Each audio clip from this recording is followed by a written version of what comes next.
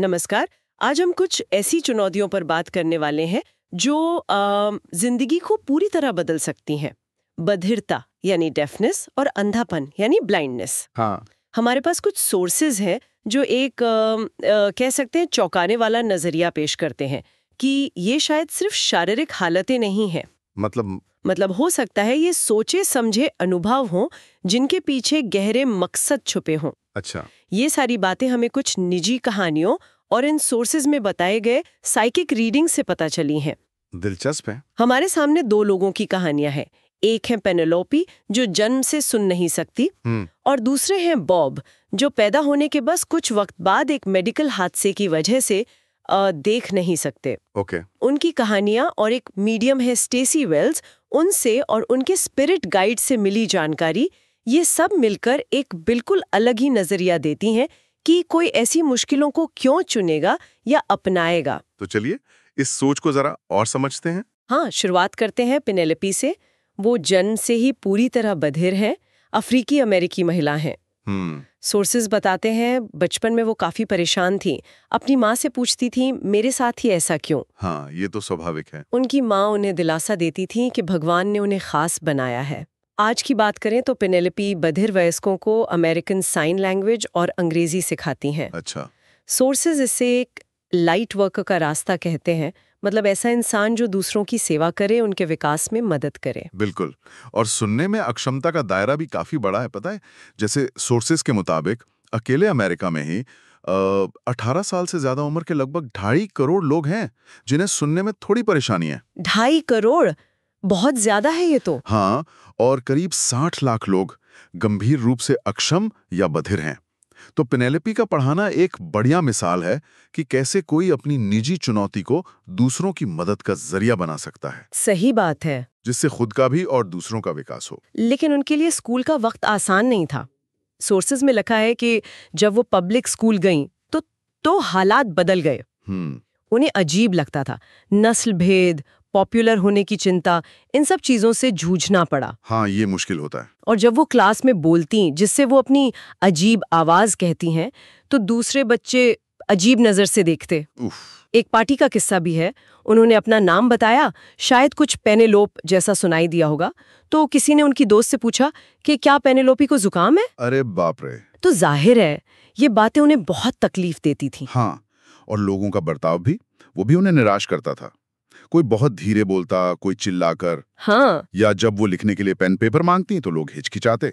ये सब दिखाता है कि उन्हें कितना गलत समझा जाता था, कितना अलग महसूस कराया जाता था। बिल्कुल। बधिर होने की वजह से, अफ्रीकी अमेरिकी होने की वजह से, एक महिला होने की वजह से कई परतें थी। सही कहा। लेकिन सोर्सेज इशारा करते हैं कि इन्हीं मुश्किल अनुभवों ने उनके अंदर सहानुभूति जगाई। जैसा उन्होंने खुद कहा, उनका मकसद है नजरअंदाज किए गए लोगों को बेहतर समझना और अलग अलग तबकों के बीच पुल बनाना। और उनकी इंट्यूशन, मतलब अंदर की आवाज, वो भी गजब की है। वो कहती हैं ये मेरे दिल में था, मुझे पता था। हाँ, शायद वो अंदरूनी जुड़ाव उनकी बधिरता से और गहरा हुआ हो सकता है। अच्छा, तो इन अनुभवों के पीछे गहरे कारण क्या हो सकते हैं, ये जानने के लिए पेनेलोपी ने स्टेसी वेल्स नाम की एक मीडियम से संपर्क किया। ओके। ये बातचीत इंटरनेट पर इंस्टेंट मैसेजिंग के जरिए हुई। स्टेसी जानकारी लेने के लिए क्या कहते हैं, आकाशिक रिकॉर्ड्स का जिक्र करती हैं। Akashic records? हाँ, मतलब समझिए आत्मा के अनुभवों का एक तरह का कॉस्मिक डेटाबेस या जीवन की किताब। स्टेसी को शुरू में ही ये महसूस हुआ कि पेनेलोपी की बधिरता उन्हें अपने अंदर झांकने, अपनी इंट्यूशन से जुड़ने और एक पिछले जन्म से कनेक्शन बनाने का मौका दे रही है। और वो पिछला जन्म काफी इंपॉर्टेंट था। स्टेसी ने बताया कि पिछले जन्म में पेनेलोपी ने सिर्फ 3 साल की उम्र में 3 साल? हाँ, अपनी माँ को उनके बॉयफ्रेंड के हाथों पहले जुबानी और फिर जिस्मानी तौर पर प्रताड़ित होते देखा था। सोर्सेस के मुताबिक ये वही आत्मा है जो इस जन्म में भी उनकी माँ है। अच्छा। उस पिछले जन्म में बॉयफ्रेंड ने माँ को मार डाला और फिर खुद भी जान दे दी। पेनेलोपी ने वो भयानक आवाजें, गोलियों की आवाजें साफ साफ सुनी थी। हे भगवान। उन आवाजों का सदमा बहुत गहरा था। हाँ, और सोर्सेज इसी सदमे को आज की जिंदगी से जोड़ते हैं ना। बचपन में बुरे सपने आना, बिल्कुल, नींद में चीखना, ये सब उसी की वजह से था। सेशन के दौरान भी जब स्टेसी ये सब बता रही थी, पेनेलोपी के हाथ कांप रहे थे। उन्होंने ये भी माना कि जब वो परेशान होती हैं तो गुस्सा जल्दी आता है। तो ये सब जानने के बाद पेनेलोपी ने कहा, अब मुझे समझ आया, मुझे ये सिलसिला तोड़ना होगा। शायद तब उन्हें एकदम से समझ आया होगा। बिल्कुल, एक बड़ा आहा मोमेंट जिसे कहते हैं।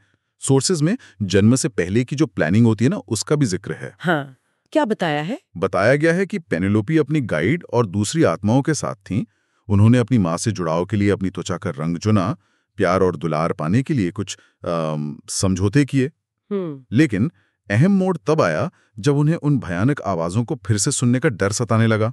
हाँ, स्वाभाविक है। तब उनके स्पिरिट गाइड ने समझाया कि बधिर होने से वो उन यादों को सुने बिना अंदर ही अंदर सबकॉन्शियस लेवल पर हील कर पाएंगी। अच्छा? तो जब पूछा गया, क्या तुम जन्म से बधिर होना चाहोगी, पेनेलोपी ने कहा हाँ। उन्होंने चुना। हाँ, पर गाइड ने ये भी चेताया कि हीलिंग तो फिर भी करनी पड़ेगी, बस वो गहरे लेवल पर होगी, आवाजों के सीधे असर के बिना। उस प्लानिंग मीटिंग में पेनेलोपी ने अपनी एक ख्वाहिश भी जाहिर की थी। क्या?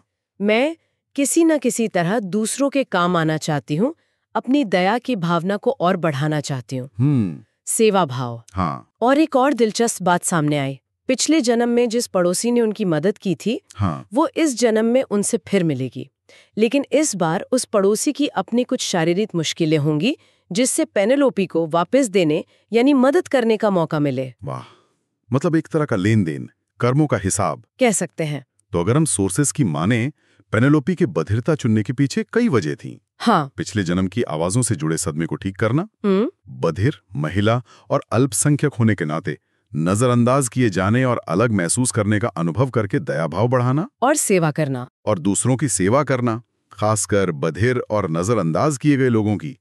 ये दिखाता है कि कैसे मुश्किल हालात हमें अंदर से मजबूत बनाते हैं। सही बात है, कुछ नया सीखने में मदद करते हैं। बिल्कुल। अच्छा, तो अब बॉब की कहानी पर आते हैं।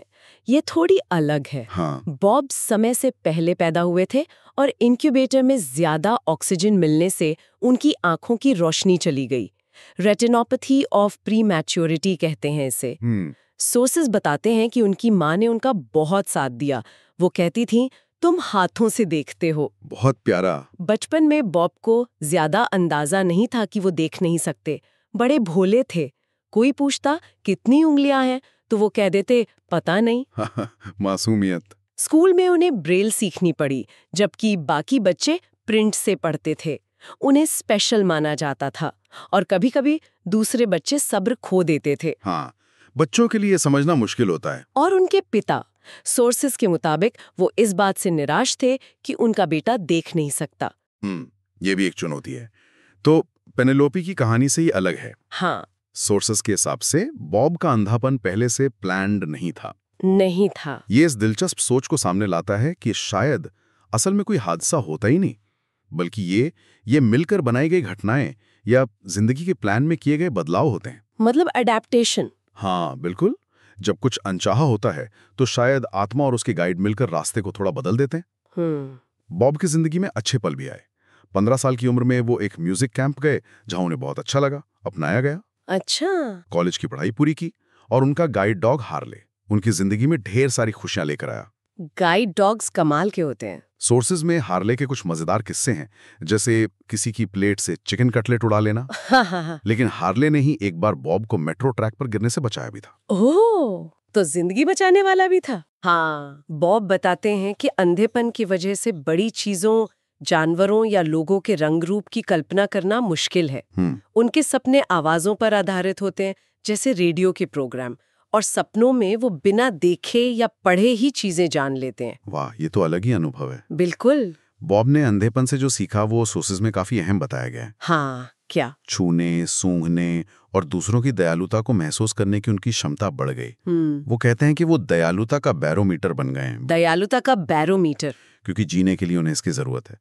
वो बाहरी रंग रूप से ज्यादा इंसान के अंदर की अच्छाई को तवज्जो देते हैं। जानवरों से उन्हें बहुत लगाव है और उन्होंने भरोसा करना सीखा है। उनका एक कोट है, अगर मैं देख पाता तो शायद ज्यादा घमंडी होता। ये दिखाता है कि कैसे एक कमी ने उन्हें गहराई दी। बिल्कुल। बॉब ने भी स्टेसी वेल्स से सेशन लिए, बल्कि 2 सेशन। अच्छा, 2? हाँ। और यहाँ एक अनोखी बात सामने आई, क्योंकि उनका अंधापन अचानक हुआ था। हाँ, उनकी जिंदगी का प्लान जन्म के बाद बदला गया। जन्म के बाद कैसे? सोर्सेज में प्लानिंग बोर्ड का जिक्र है, जिसे आत्माएं जिंदगी का नक्शा बनाने के लिए इस्तेमाल करती हैं, ऐसा बताया गया है। अच्छा, प्लानिंग बोर्ड। हाँ। स्टेसी ने बॉब के पिछले जन्मों के बारे में बताया। स्पेन में एक तपस्वी साधु थे वो, जहां उन्होंने अपने अहंकार और ठुकराए जाने की भावना पर काम किया, अकेले रहे। इस जीवन का असली प्लान था अकेलेपन और लोगों से मिलने जुलने के बीच संतुलन बनाना। ओके। और मुख्य चुनौती थी आत्मसम्मान और खुद से प्यार करना सीखना।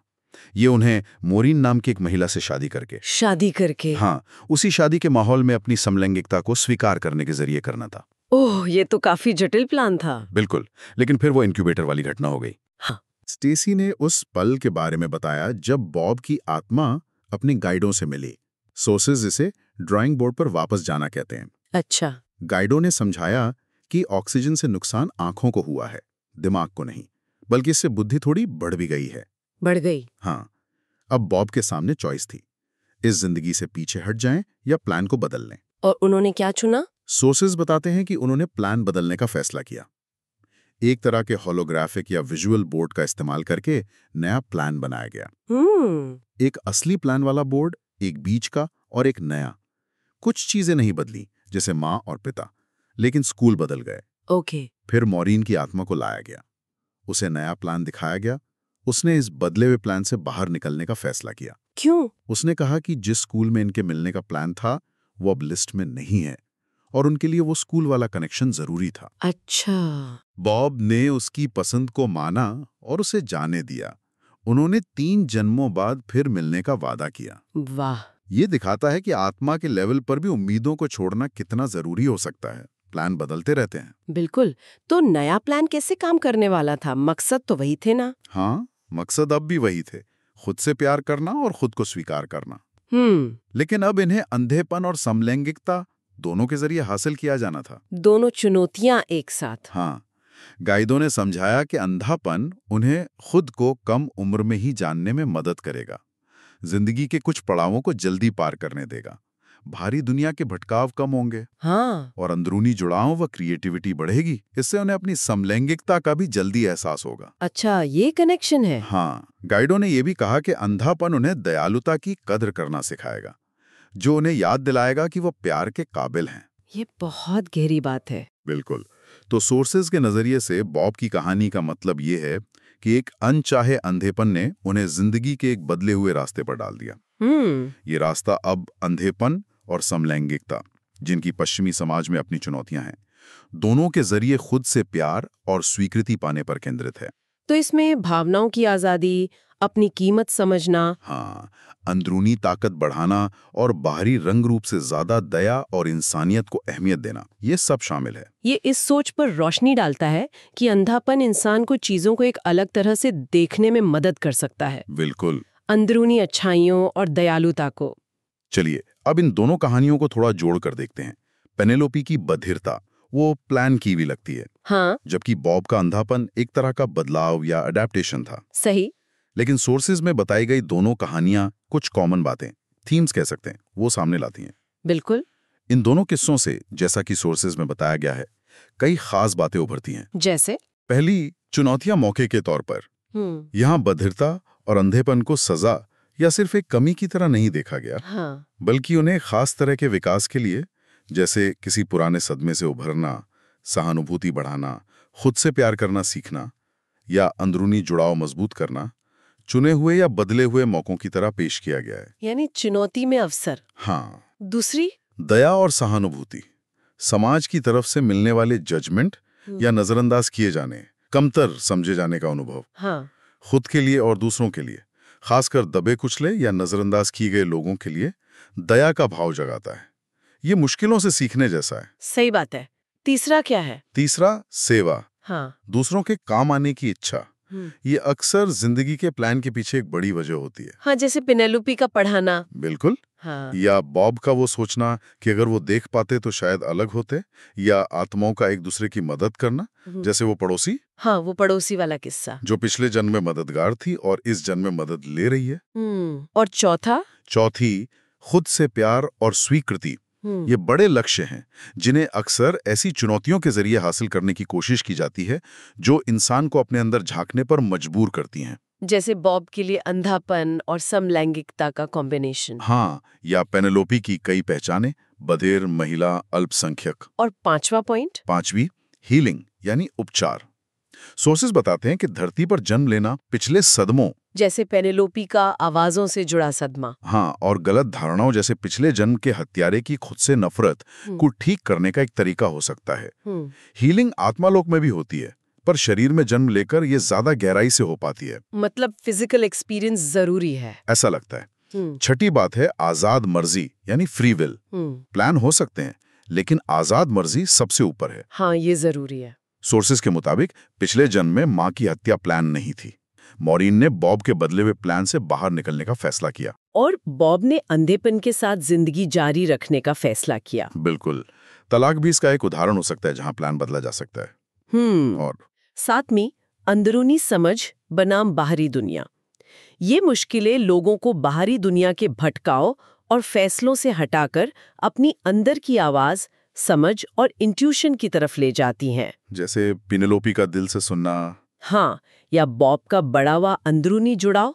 आठवीं बात, आठवीं, बिना जजमेंट के आत्मालोक में। सोर्सेस समाज के जजमेंट और आत्मालोक में मौजूद बिना जजमेंट वाली दया के बीच का फर्क दिखाते हैं।